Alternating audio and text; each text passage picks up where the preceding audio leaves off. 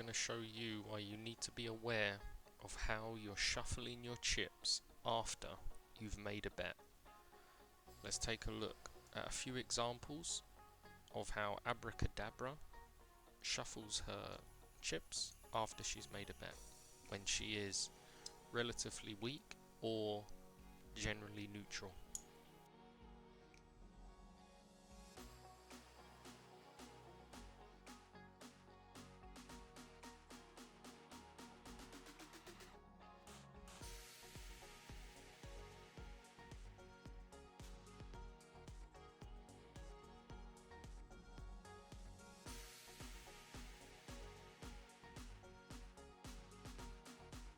Now watch carefully, she's about to do Tony Hawk's skills with her chips.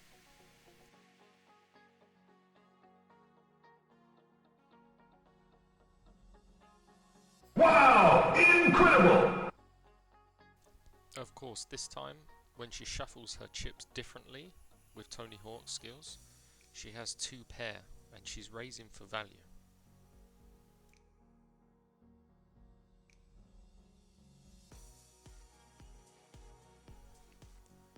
Okay, so in this next hand, we're going to play it blind, and we're going to watch. She raises under the gun.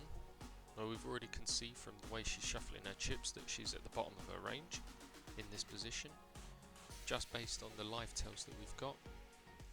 And we are going to play as the big blind, who's going to go ahead and make the call. I don't mind the call here with pocket jacks versus an under the gun raise. It's not the worst play in the world, but I think you should be free betting this, and the GTO also agrees with that. But he calls, and the flop is a very good one for pocket jacks, to be honest. And for some reason this guy decides to donk bet, and this is actually the first time he's donk betted on this stream. I watched the stream for like 2 hours maybe, and he didn't donk bet once. So again, it's very out of character to do this, but we're not focusing on him.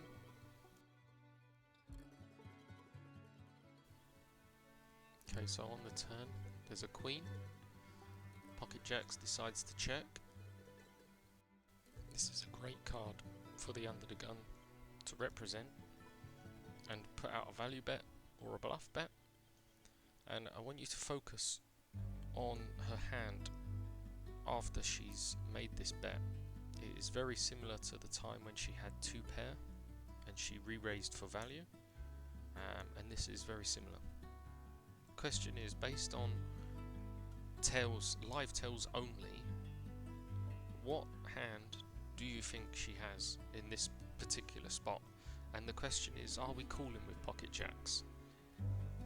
This is where live tails come in handy, and sometimes you're wrong, of course, but most of the time when you have a live tail on each individual opponent, it can save you a lot of chips. Now when you see this hand movement after the bet's been made, based on the live tail that you've picked up, what do you think her card is? What do you think she's betting for here? And are we going to continue with pocket jacks?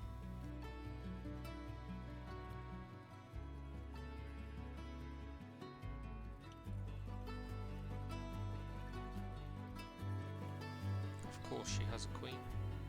Based on that live tail, it was pretty obvious. And she's going to end up getting 3 streets of value from Queen 10 offsuit under the gun in a day 2 tournament. It's pretty incredible. A good play from her, but bad play from the opponent, and this is again another example of why live tails is so important in live poker.